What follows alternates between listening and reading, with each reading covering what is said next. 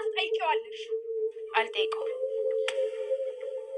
ምን አልሽ? እንደመጣች ታናግረኝ ብላለች። እሷን ነገር እያወቅሽ ደግሞ ይህንን ሰበብ አድርጋ ነገ ትጮብሻለች። እኔ ልጅ እሺ ወይ እኔ እስከዛ ምትበይውን እራት እሰራራልሻለሁ። እሺ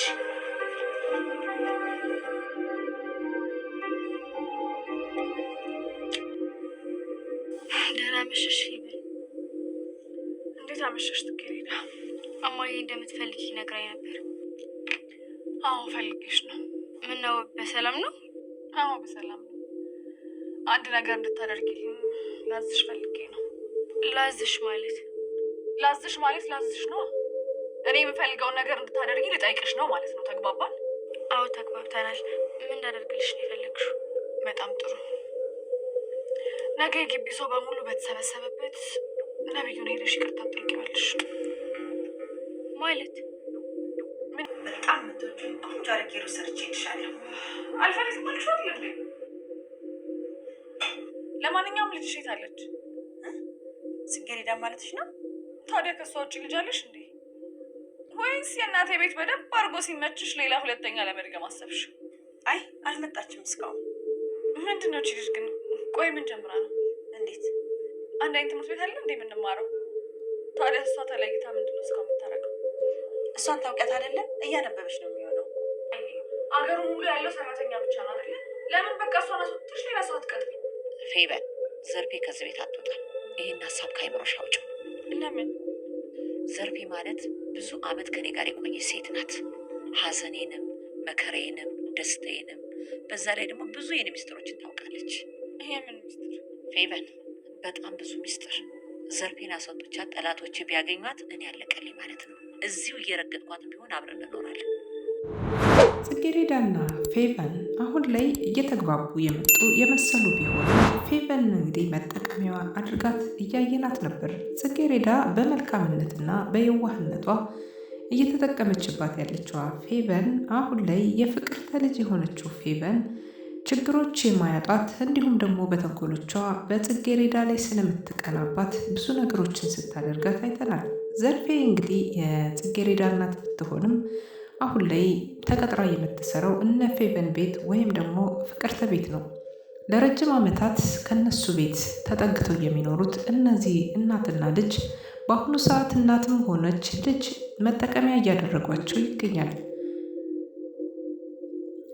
ፍቅርተ እንግዲህ ከዚህ ቀደም ብዙ ሚስጥሮችና ብዙ ነገሮች ሸሽጋ የያዘችልኝ እንደ ጓደኛም እንደ ቤተሰብም አድርጌ አቅርቢያታለሁ። እስከነ ሙሉ ማንነቷ ተቀብዬ እዚሁ ሰራተኛ አድርጌ የረገጥኳት አኖራታለሁ እንጂ ደጅ ወጣ ዘርፌ ደጅ እንድትሰራ ወይም ደግሞ ከሌላው ማህበረሰብ ጋር እንድትቀላቀል አልፈልግም። አሁን ላይ ፍቅርተ ያሰበችው ተለቅ ያለ ሀሳብ አለ። ይህንን ሀሳብ ደግሞ ዘርፌ እንድትቀበልና ዘርፌም ይህንን ሀሳብ እንድታጸድቅ ፍቅርተ በተደጋጋሚ እየወተወተች ትገኛለች። ፌቨን ከዚህ ቀደም በትምህርት ቤት ላይ ሌላ ጎረምሳ ነገር ይዛለች ለማለት የሞከረችበት መንገድን ነበር። ፍቅርተ ይህንን ሰምታ አሁን ላይ ይች ልጅ እየጎረመሰች ስለሆነ ወደዚህም ወደዛም ሳትል መዳር አለብሽ በማለት አሁን ዘርፌን እያሳመነቻት ትገኛለች። ዘርፌ እንግዲህ ይችንን ህፃን ልጅ ተምራ ትልቅ ደረጃ እንድትደርስላት እንጂ በትዳር ዓለም ውስጥ ገብታ ራሷን እንድትጎዳ ወይም ዝቅ እንድታደርግ አልፈለገችም። ግን ደግሞ ትዳር መሰብሰቢያ ነው።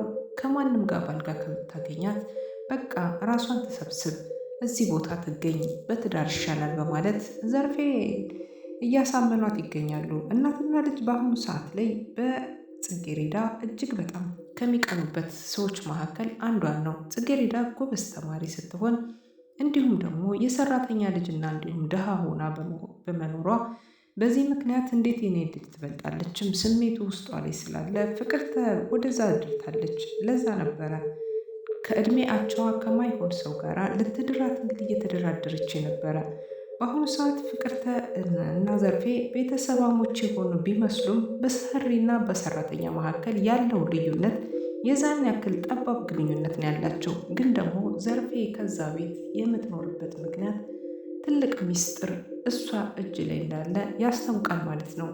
ፍቅርተ እንግዲህ ከዚህ ቀደም እንደተናገረችው ብዙ ሚስጥሮቿንና ብዙ ነገሮቿን ሸፍና የያዘች ሴት ናት። እደጅ ወጣ ሌሎቹ ሰዎች ካገኟት የኔ ሚስጥር በአደባባይ ይወጣል እያለች ስለነበረ ይሄ ማለት ደግሞ ጌጤ ዘርፌ ካሁን በኋላ ብዙ ነገሮችን የምታውቃቸው ሚስጥሮች ይባክኑብኛል ብላ ታስባለች። ፌቨን እንግዲህ በጽጌረዳ 100% ትቀናባታለች። በአለባበሷ ትቀናለች፣ በትምህርቷ ትቀናለች፣ በአካሄዷ ትቀናለች፣ በሁሉ ነገሯ ትቀናለች እና ይሄንን ለማድረግ ደግሞ አሁን ላይ ያሰበችው አዲስ ሀሳብ አለ።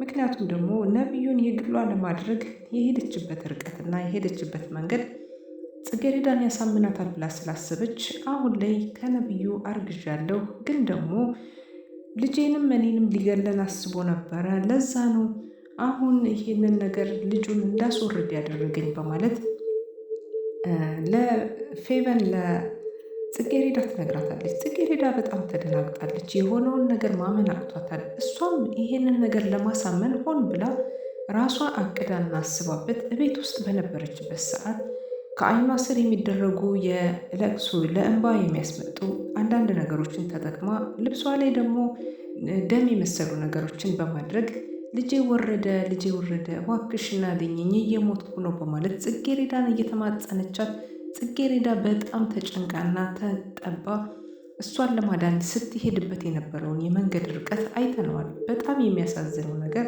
ፌቨን እንግዲህ ልጄ እየሞተብኝ ነው እባክሽን በማለት አግዥኝ፣ እርጅኝ፣ ካላንቺ ማንም የለኝም፣ ትናንትና ያሳለፍነው መጥፎ ነገሮች አትቁጠሪያቸው፣ በእህትነት ነው፣ ያላንቺ ማንም የሚደግፈኝ የለም በማለት እንግዲህ የጽጌረዳን ልቧን ውስጧን ስትበላ ነበር የሰነበተችው። ይሄ ማለት ደግሞ ፌቨን ያሰበችና ያቀደችላትን ነገር አላወቀችም። እናቷ ፍቅርተ አሁን ላይ ነቢዩን አግብተሽ መኖር አለብሽ፣ ሀብቱን በሙሉ የራስሽ ማድረግ አለብሽ ስትል ትልቅ ነገር ተናግራለች። ምክንያቱም ደግሞ ነቢዩ የሀብታም ቤተሰብ ልጅ በመሆኑ ይህንን ሀብት ደግሞ የዛ ቤተሰብ ሀብት የትም ቦታ ሊሄድ አይገባም፣ አንቺ ጋር መግባት አለበት ስትል እያስጠነቀቀቻት ትገኛለች። ግን ደግሞ ፌቨን ይሄንን ነገር ከነቢዩ ጋር የፍቅር ሂደቱን ያሰበችበት ባትመስልም አሁን ላይ ግን አስባበታለች። ምክንያቱም ሀብትና ንብረቱ ወይም ደግሞ እዛ ቤት ውስጥ ግዴታ መግባት አለብሽ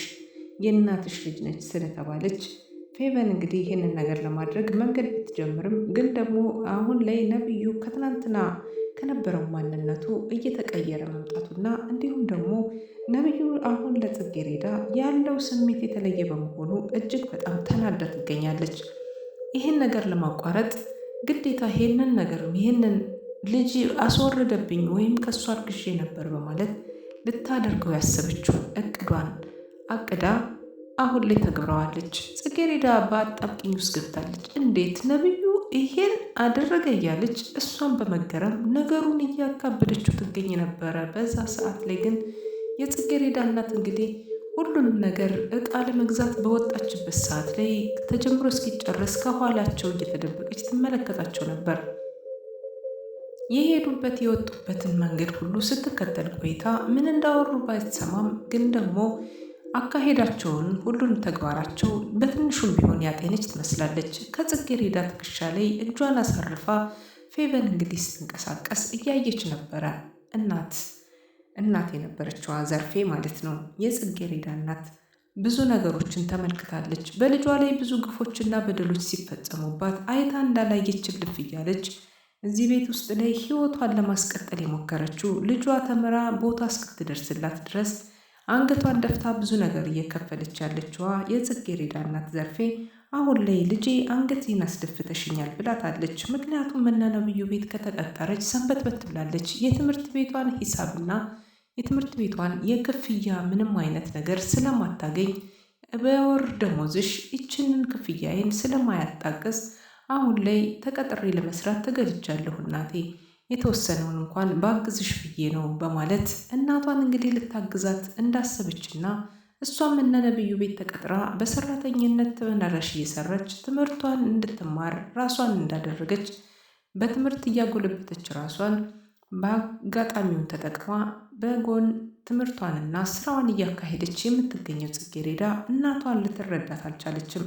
እኔ አንገቴን ደፍቼ የሰው መጠቋቋሚያ ሁኜ በሰው ፊት አንገቴን ዝቅ ያደረግኩት አንቺ እንድትማሪና እንድትለወጭ እንጂ ሰው ቤት እኮ ጨርሰሽ እንድትገቢ ብዬ አይደለም። እንዴት እንደዚህ አይነት ነገር ታደርጊያለሽ? በማለት እጅግ በጣም ተናዳባት ስትወቅሳት ነበረ። በዚህ ወቀሳ መካከል ላይ ጽጌረዳም እማዬ እባክሽ ተረጅኝ፣ ላደርገው ወይም ደግሞ ያሰብኩት ነገር በመጥፎ አትውሰጂው፣ እኔ አንቺን ለማገዝ ብዬ ነው፣ አንቺን ለማገዝ ነው ብትላትም በፍጹም አለች። አሁን ላይ እናትሽ ራሷን ልታጠፋ ስለሆነ ስለዚህ ጋብቻውን ሳትወጂ በግድሽ ትቀበያለሽ ብላ ፍቅርተ እያስገደደቻት የምትገኘውን ጽጌረዳን አሁን በእናቷን በኩል ቢሆን ውትወታው ደርሶባታል።